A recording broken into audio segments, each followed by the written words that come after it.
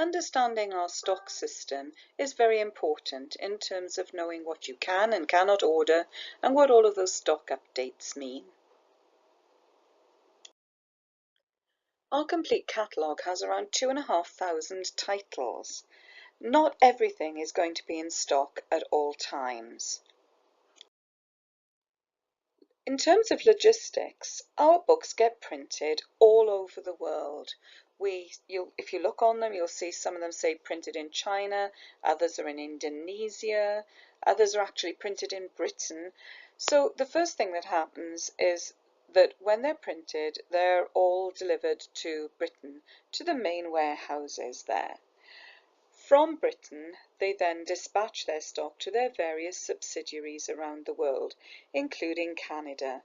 They come across the Atlantic in container ships, and they land, I think, in Halifax, and then they have to go through Canada Customs, who can be a little unpredictable in terms of how long they take, and then they're delivered to our Canadian warehouse in Ontario. From there, they're dispatched to us when we place orders. So that's the magical mystery tour our stock takes. It's not too hard to stay on top of the stock situation. Every week, the stock list is updated. If you go onto the consultant website and look under the consultant resources, and then I think it says stock, you will find three different versions of the stock list. The main one that you want is the alphabetical English stock list. And this lists every book that is currently in stock in the warehouse. It's your essential reference for the availability of titles. One thing that you need to look out for if you're in an HST province is which items incur HST and which only have GST. You will see that any items that incur HST are indicated on the list with an asterisk. Every Friday, or more frequently in times of rapid stock movement such as the Christmas rush, you'll receive a stock update from the office via U-Bar list. This announces any stock additions or deletions which have occurred since the last stock update. They also try and give you some indication of the status of the book, whether it's currently on its way, which probably means in a container on the Atlantic, or whatever. So what do these stock updates mean?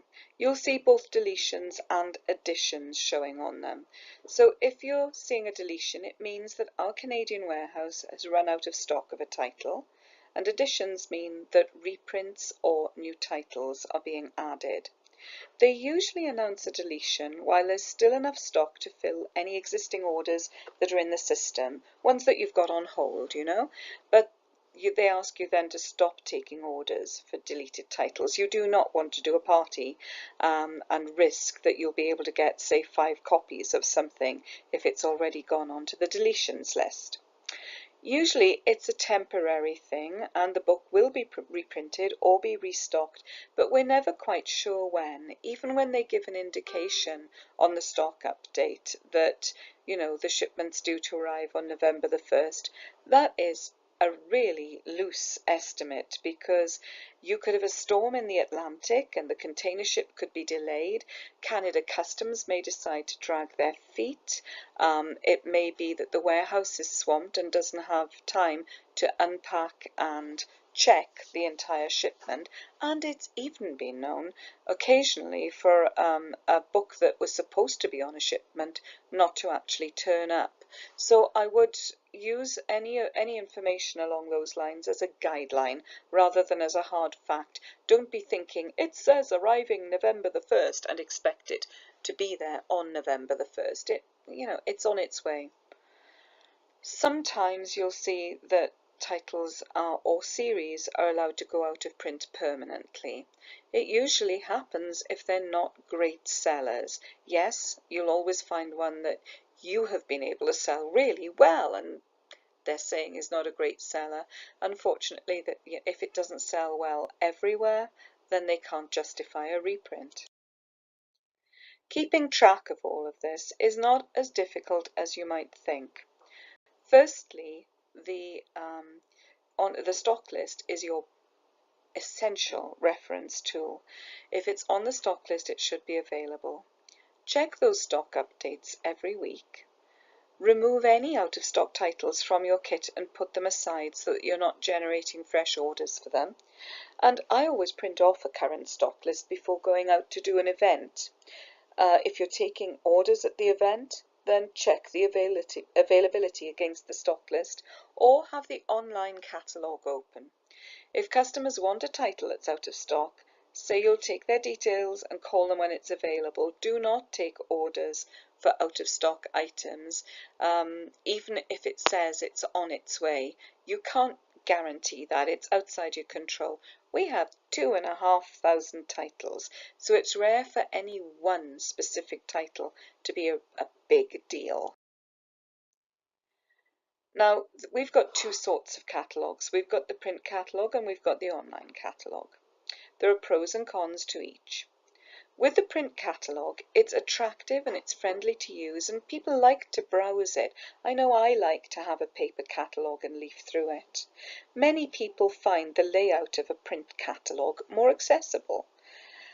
The cons are that once it's printed, you can't add or take anything out, and customers see things that you can't supply, things that may be temporarily out of stock, or for that matter, which are going to be new at some point in the year, but have not yet been released.